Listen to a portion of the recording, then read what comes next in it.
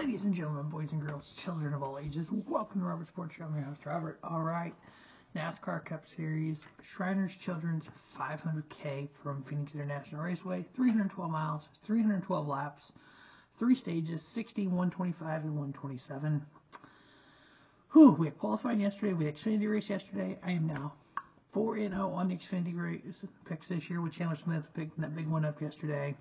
0-3 in the Truck Series, 1-2 with Kyle Larson winning last Sunday in the Cup Series. With qualifying yesterday, as you see, I'm wearing my Denny Hamlin shirt. So Denny Hamlin went in the pole. His teammate Ty Gibbs on the outside, both those fast Toyota TRDs, and then Chase Elliott. Eric Jones fourth. That's an amazing run for that Toyota team. William Byron, Tyler Reddick, Noah Gragson, Chase Briscoe, Michael McDowell, and Carson Hocevar round out the top 10, which is absolutely amazing. Ryan Blaney back in 16th. We know he won the championship here last year. Kyle Larson, who has done well here, is qualified 17th. And I laugh at the Kyle Larson part because of this. In his last he's at 8 wins in the Next Gen era. And in the last 6 of those, excluding yesterday, so the last 6 of those wins, excluding last week. So in his last 6 wins, not including last week at Vegas, his last 6 wins prior to that, the next race, 4 times he finished 30th or worse. Also, in that 6 wins, 3 times the race before he won, he finished 30th or worse. And I do believe, let's pull that up here.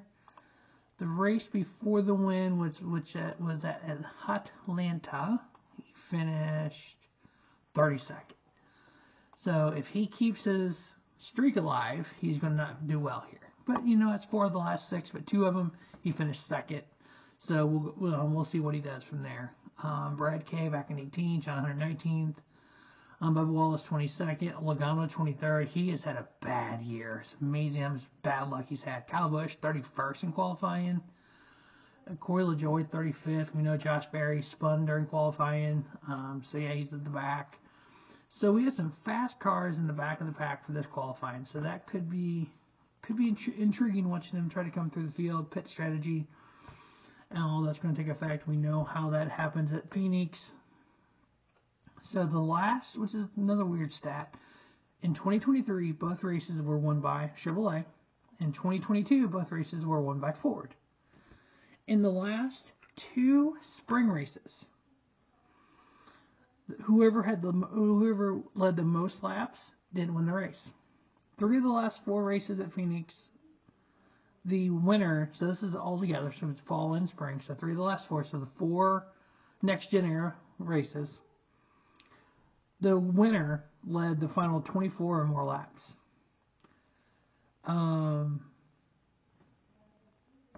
So yeah, I mean, typically it seems like in the spring, if you lead the most laps, you don't win the race. At Phoenix in the next gen era, which again the last 4 races, 22 and 23, the winner is led 3 times, 24 or more laps at the very end. So unless we have some wonky green-white checkers at the end, whoever's leading with about 20, 25 to go, more than likely is going to go ahead and win the race. I know everyone likes to complain. Everyone likes to say, well, all you got to do is this. All you got to do is this. You got drivers coming out and saying, all you got to do is give more horsepower. That'll fix it all. So my only thing is, and I guess Denny Hamlin put out, and I commented on this tweet, on X post, whatever you want to call it, that all you gotta do is call Doug Yates and up the horsepower and it won't cost anything and be done next week. Here's the problem with that statement. Denny Hamlin doesn't drive a Ford. What about HMS? What about RCR, ECR engines? What about, there's more than just Doug Yates out there. What happens if you up the horsepower, say 100 horsepower, and it doesn't change anything? Then what? Well, up at 200, then what? So they're trying other things first, because I'm not an engineer, but I know if you up the horsepower, you got to change parts in the engine to make it more reliable. You got to get that horsepower from the engine to the wheel, to the tires. So you got to work on the transaxle. You got to work on the gearing. You got to work on the tires. You got to work on there's the afterflow. NASCAR's trying things. Plain and simple, they are. I don't think the racing is that bad, to be honest with you. What I'm afraid people are doing, they're comparing it to a different era. They're comparing it to whatever era they liked, or whatever era they started watching racing. Go back and watch the NASCAR Classics and watch some of these old races. They're not as good as you thought they were. Pieces are a yes. One or two races are a yes. But not all of them. You don't have that many people just passing at will like people want. Oh, everybody should be able to pass at will. But here's the thing now, if everyone's passing at will, that means they're not racing, they're just passing. They're just all day long. Then what? How does that benefit one or the other? I can pass at will, so if I'm second, I want to pass the leader, so the leader can't pass nobody, so I'm going to win the race. Yeah, I don't understand that, but whatever. There's smarter people in NASCAR than I am that'll figure it out. They have for 75 years now, so we'll see. Anyway, back to Phoenix. 2023 at Phoenix, average finishes: Ryan Blaney 2.0, William Byron 2.5 in a win, Kyle Larson 3.5, Chris Buescher 10.0, Michael McDowell 10.0, Martin Truex Jr. 11.5, Bubba Wallace 12.0, Ross Chastain 12.5 in a win, Tyler Reddick 12.5, Alex Bowman 13.0. That's the average finishes. That doesn't tell the full picture. Now, average running position at Phoenix, both races for last year. William Byron averaged running position for the entire race, both races altogether, 2.9. Kyle Larson, 3.1. Ross Chastain, 5.4. Ryan Blaney, 6.8. Denny Hamlin, 7.7. Chris Buescher, 9.4. Brad Keselowski, 9.8. Eric Jones, 10.4. Martin Truex Jr., 11.5. Bubba Wallace, 12.0. The four races with the next-gen car at Phoenix, average finish position: Ryan Blaney 2.5, 3 seconds and a fourth. William Byron 7.2 in a win. Ross Chastain 7.5 in a win. Chase Briscoe 9.0 in a win. He got his first career win 2 years ago here. Joe Logano 9.5 in a win. Kyle Busch 11.7. Kyle Larson 12.5. Chris Buescher 12.7. Tyler Reddick 12.7, and Denny Hamlin 13.0. After 3 races, we have Chris Buescher 23rd in points, Joe Logano 24th in points, Brad Keselowski 28th in points. Currently, Kyle Larson is leading in points. Now, I know everyone says, well, a win you're in, points don't matter. Yeah, they actually do, because the regular season points leader gets 15 bonus points. Each position, therefore, down, 2nd through 10th, get 10, 9, 8, etc., all the way down to 1. So if you're 10th in points and you get 1 extra bonus point over whoever finishes 11th in points, and you beat that person to one of the rounds of playoffs by 1 point, that bonus point you got because the points in the regular season mattered. If we have 17 different winners, that 17th, 16th, 17th spot in the playoffs is going to be based on points. Whoever's higher in points gets the position you really got to win. So a win, as long as there's less than 16 winners and a regular season champion who wins a race, you're fine. But the what if this happens? We've had 16 different regular season winners in 2022. We had 14 last year. Or 14 different winners, because SVG won, but he wasn't playoff eligible. So yeah, it can happen. It's going to happen one of these years. We came really darn close. So I think points do matter more than some people think they do. Ryan Blaney is -8. Martin Truex Jr. -14. William Byron with that win is -15. Ross Chastain -20. Kyle Busch -23. Chase Elliott -23 and 7th. Dino Suarez with a win -28 and 8th. Ty Gibbs -31. Denny Hamlin -31. So right now, for the playoffs, those are the ones that would get playoff points. So Ty Gibbs, Denny Hamlin, they're basically tied.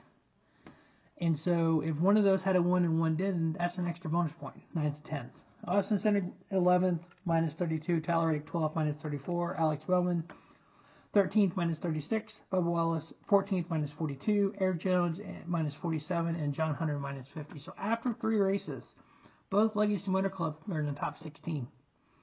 And then we have Corey LaJoie -2 from the playoffs. Breaking standouts -4. Daniel Hemrick -10, 19th. Let's shout out to Daniel Hemrick. I mean, he's getting top 20 finishes. He's in a team that, yes, they're a Tier 1 Xfinity team, but they're not a Tier 1 Cup team. And everybody knows that, and they even know that. But you know what? That team has 2 wins.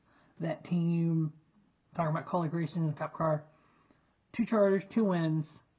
They're sitting currently 19th in points. Yeah, they're not a pushover team, but they're not one of the elite teams. They're kind of right in the middle, but I think they're building and working their way up.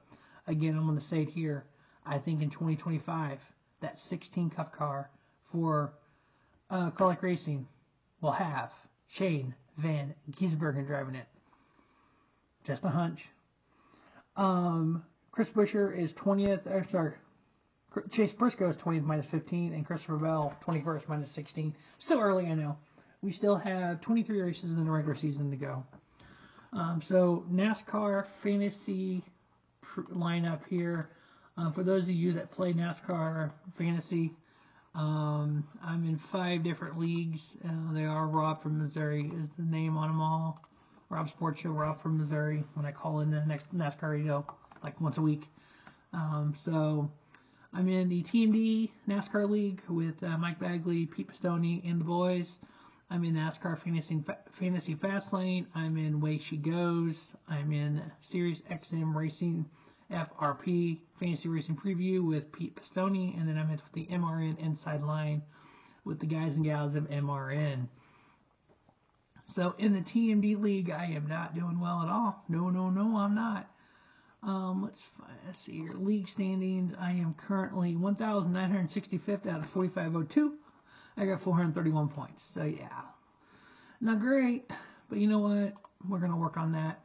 So my fantasy lineup for the Shriners Children's 500 is we're gonna go with Kyle Larson. We're gonna go with William Byron, Ross Chastain, Ryan Blaney, Mr. Denny Hamlin himself. He is on the pole. I am wearing his short.